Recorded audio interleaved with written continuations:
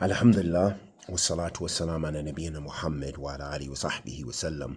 Amma bad, ahabati fillah, assalamu alaikum wa rahmatullahi wa barakatuh. One of the pillars of racism is ignorance.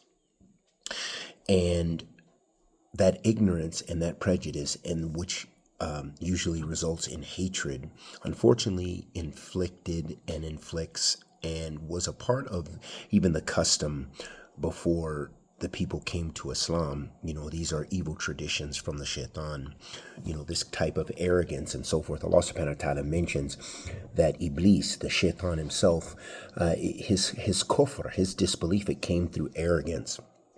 And that's another pillar of racism.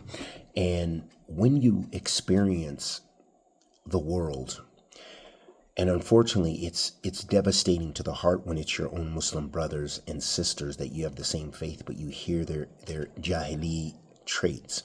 You hear their ignorant traits from racism and prejudice and so forth. But we expect that, unfortunately, in many other communities. And the way people hate and despise one another due to the way they were taught in their tribe, the way they were taught in their family.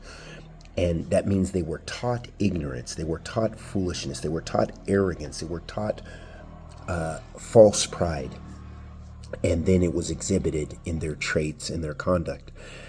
And likewise, some people weren't even taught that. They're just ignorant, period. Because there is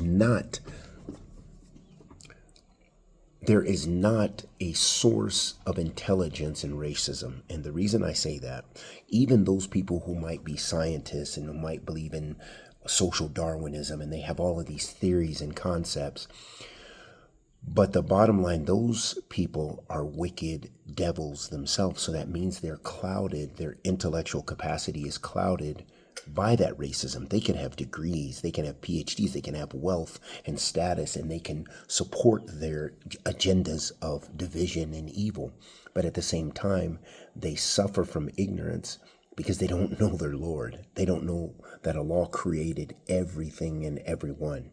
And Allah subhanahu wa ta'ala mentions that He created nations and tribes so that they would get to know one another. Wa sallallahu wa sallam ala nabiyyina Muhammad.